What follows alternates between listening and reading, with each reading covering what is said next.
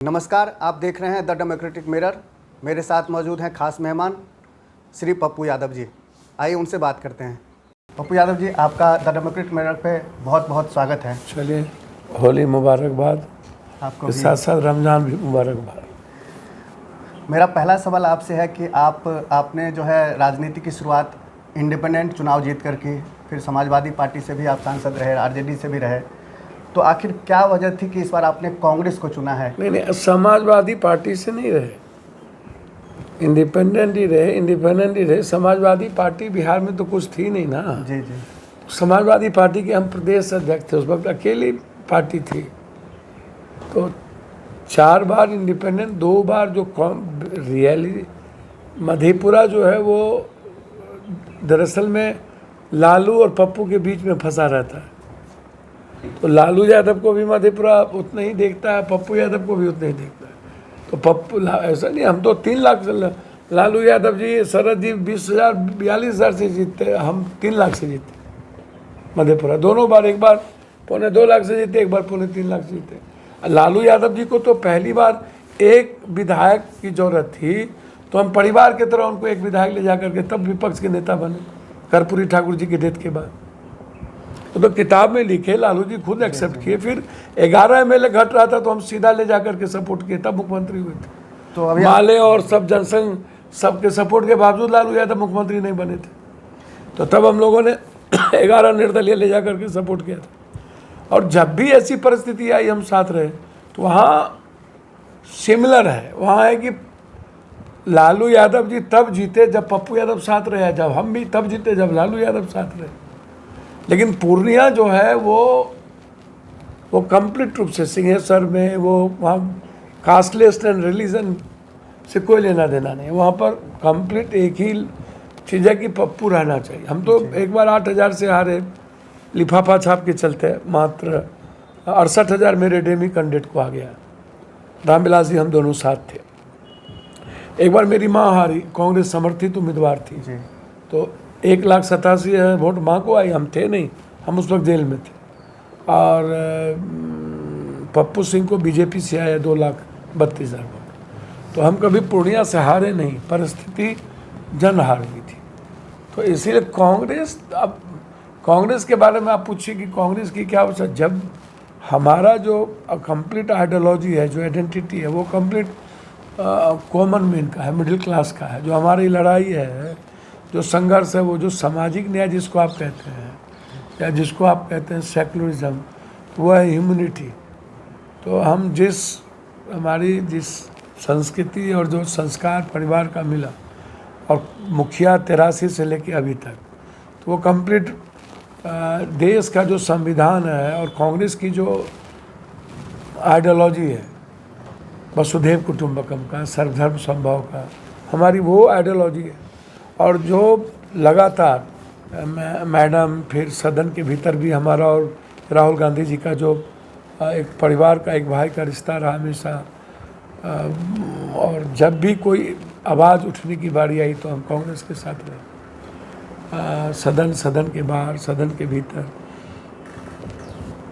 हमेशा से कहीं भी हमारा मतभेद नहीं रहा, लेकिन कांग्रेस के साथ हमेशा रहे। तो अब उसके बाद क्या बचता था, जिस तरीके से आज चुनाव, गठबंधन की राजनीति है, और गठबंधन की राजनीति में हम एक पार्टी थे, जन अधिकार। और निश्चित रूप से जो पूर्णिया में, कोसी सीमांचल, मिथिलांचल में जो एक लड़ाई रही है हमारी, लगातार जो संघर्ष रहा, उस संघर्ष में हमेशा पटना की बाढ़ हो या अन्य चीज़ें हो, हमेशा आम आदमी की आवाज़ हम रहे। और राहुल गांधी जी जो 6,000 और 4,000, 10,000 किलोमीटर, अब हमको बताइएगा ना, एक बेबाक जो कंप्लीट रूप से निडर, जहाँ डर ना हो, और बेबाक जहाँ हिस्ट्री को भी सेव करने की ताकत, संविधान को भी सेव करने की ताकत,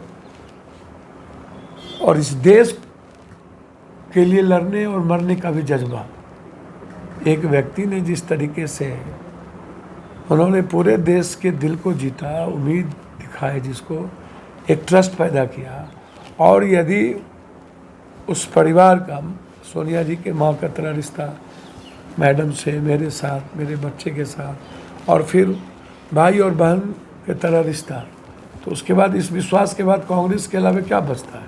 आप हमको बताइए। विश्वास के बाद फिर कहाँ कुछ बच जाता है? तो उतना ही काफ़ी है।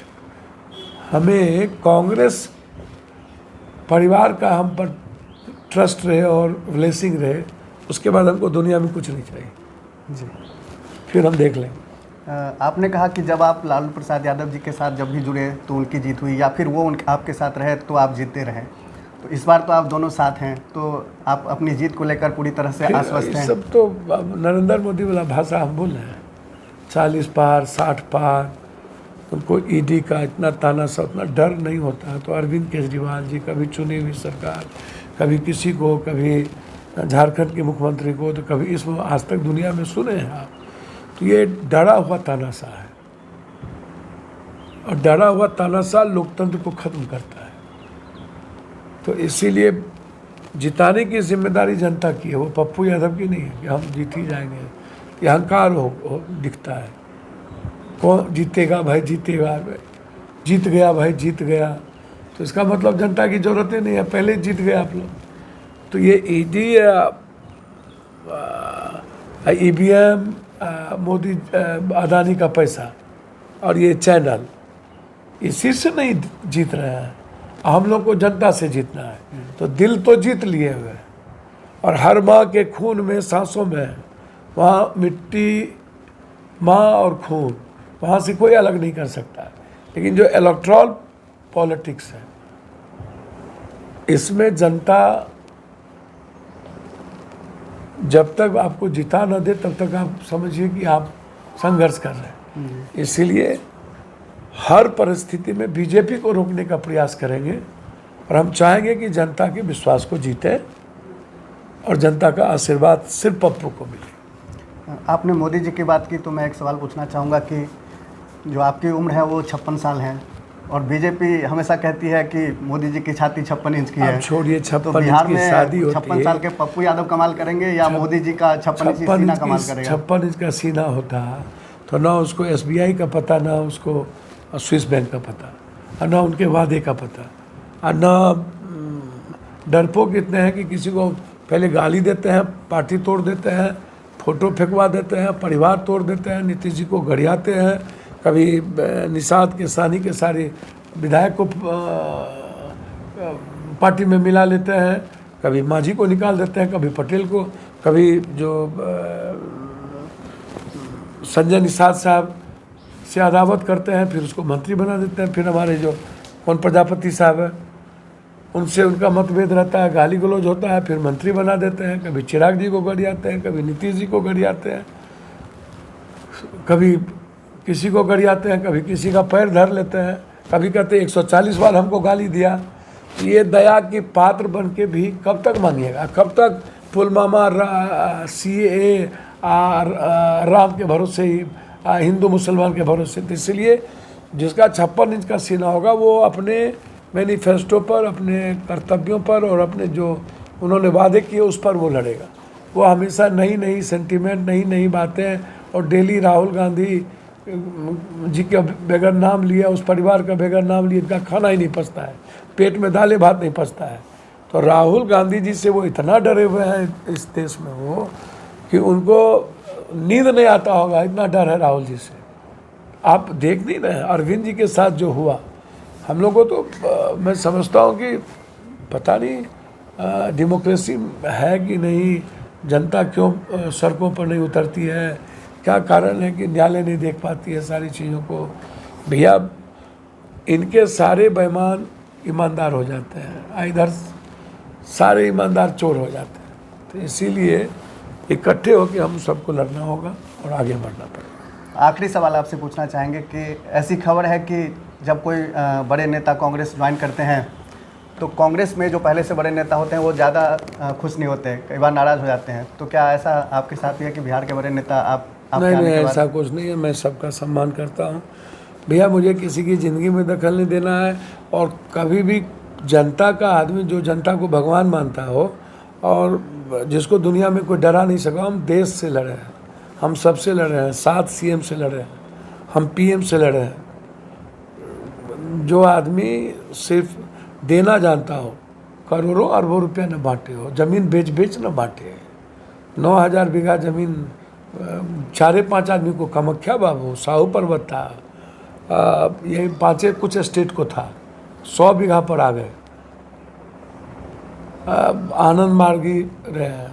तो हमारी जो आइडियोलॉजी है वो कंप्लीट आनंद मार्गी और ओशो की रही है। तो इसीलिए ये सब छोड़ दीजिए, हमें 100 बार पैर छूने में कोई दिक्कत नहीं है।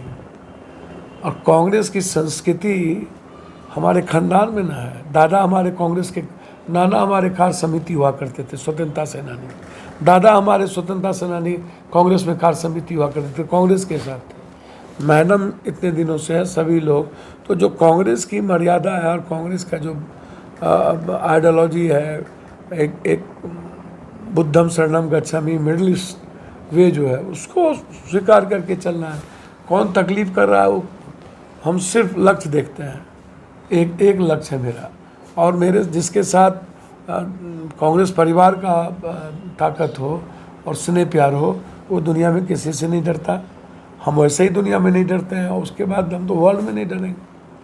इसलिए बेफिक्र रहे, हम सबका रिस्पेक्ट करेंगे, सबका सम्मान करेंगे, हर लोगों के घर पे जाएंगे, हर कांग्रेस की जो संस्कृति रही है उसको मजबूत करने का प्रयास करेंगे।